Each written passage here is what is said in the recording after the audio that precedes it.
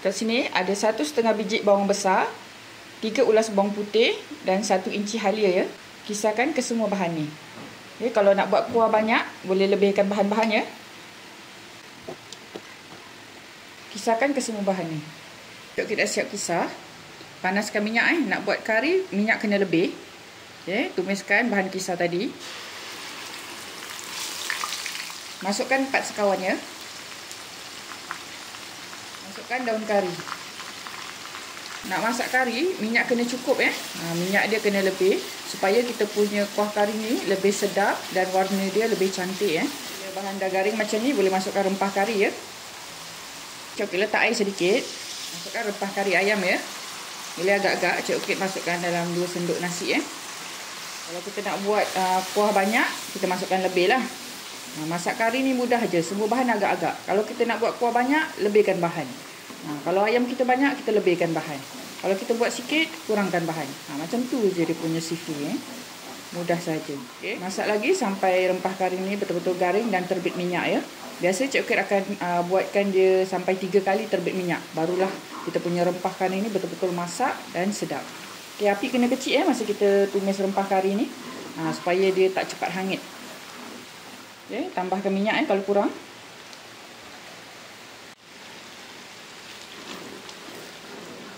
Okay, bila dah garing macam ni, dah terbit minyak, Cik Okey tambahkan sedikit air. Okay, kemudian Cik Okey tumis lagi sampai dia terbit minyak lagi sekali. Okay, Cik Okey ulang-ulang proses ni sampai 3 kali dia terbit minyak ya. Biarkan kita punya rempah betul-betul masak, betul-betul sedap. Okay, nak tumis rempah kari ni api kena perlahan. Masak biar lama. Barulah kita punya kuah kari betul-betul sedap dan mantap. Kari dah masak, dah terbit minyak. Kemudian Cik Okey masukkan ayam Okay, ni setengah ekor ayam, Cik Okey potong kecil-kecil ya. Masukkan kentang. Ni pun Cik Okey dah potong dadu Cik Okey masukkan 1 biji sebab kentang Cik Okey ni besar. Kalau nak masukkan 2 biji pun boleh, tak kisah Jadi kalau suka carrot boleh masukkan carrot. Macam kat rumah Cik Okey ni semua orang tak makan carrot, jadi Cik Okey tak masukkan carrot. Biar ayam ni kecut, tunggu sampai air ayam ni keluar baru Cik Okey tambahkan air. Bila ayam dah kecut boleh masukkan air Sekarang kita akan empukkan ayam ni. Okey, untuk awal-awal ni Cik Okey letak air paras ayam sebab lepas ni kita nak letak santan. Lepas tu baru kita adjust lah kita punya kuah kari, dia punya kepekatan. Masukkan garam biar kita punya ayam ni ada rasa. Masukkan seasoning bila ayam dah empuk, masukkan asam keping kemudian masukkan santan. Santan tak perlu banyak, masukkan sikit saja. Masak lagi sampai kuah sedikit pekat Jangan lupa sesuaikan rasa dengan tekak masing-masing Bila kari kita dah cukup masam dia, keluarkan supaya dia tak menjadi lebih masam lah kuah ni. Kuah kari ni jangan terlalu masam. Tapi dia kena ada rasa sedikit masam. Okay, alhamdulillah kari ayam dah pun siap. Okay, kuah kari kalau dia masih panas, rupa dia memang macam ni. Macam tak cantik je. Tunggu nanti bila dah sejuk. Kalau kita betul-betul tumis rempah dia sampai masak, sampai betul-betul garing, kuah akan jadi lebih cantik Alhamdulillah, inilah rupa bila kita punya kari ayam dah sejuk minyak dia dah timbul macam ni. Barulah cantik. Nampak macam orang masak dekat video selalu-lalu tu kan.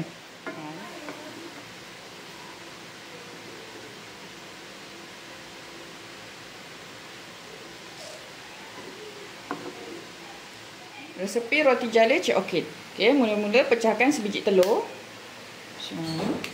Tak kisah guna apa-apa grade.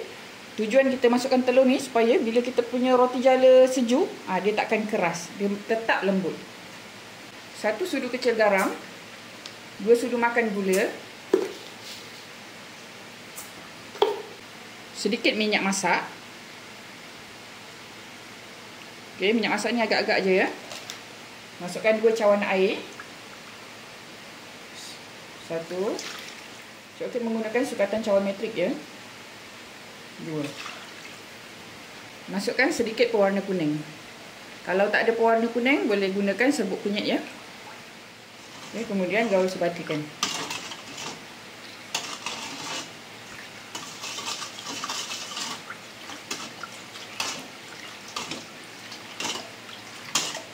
Sebati boleh masukkan 2 cawan tepung gandum Tak kisah guna apa-apa je nama tepung gandum.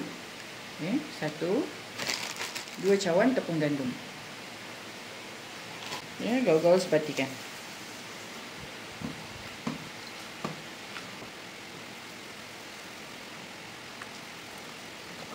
Okay, gaul sampai jadi macam ni. Okay, nampak tak dia masih berbintil-bintil lagi. So Cik Okey akan kisarkan ya. Masukkan adunan ni ke dalam blender. Tips dia kat sini. Kalau pusaran terlalu besar, tambahkan tepung. Kalau pusaran dia terlalu kecil, tambahkan air. Tu je tips dia. Okay, pastikan dia sebesar jari kelingking dan cantik sekata. Okay, nampak tak dia punya lubang pusaran tu besar dan tak sekata. Jadi Cik Okey perlu tambahkan tepung ya.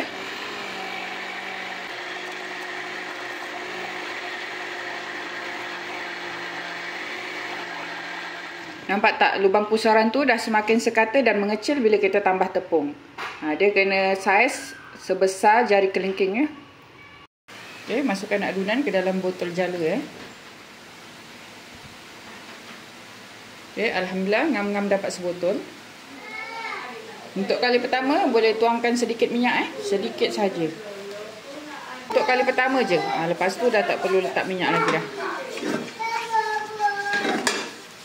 Cik Okey menggunakan botol menjala 5 lubang halus.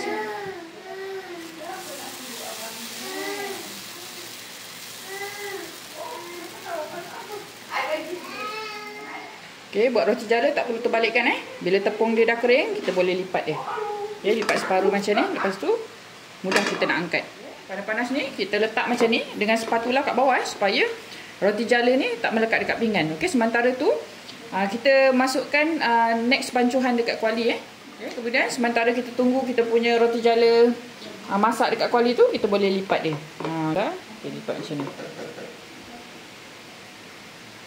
Dah jadi. Okey. Baru angkat spatula. Alhamdulillah, inilah hasil roti jala Cik Okey. Untuk 2 cawan tepung akan dapat lebih kurang dalam 20 ke 21 pieces roti jala ya. Jom kita cuba.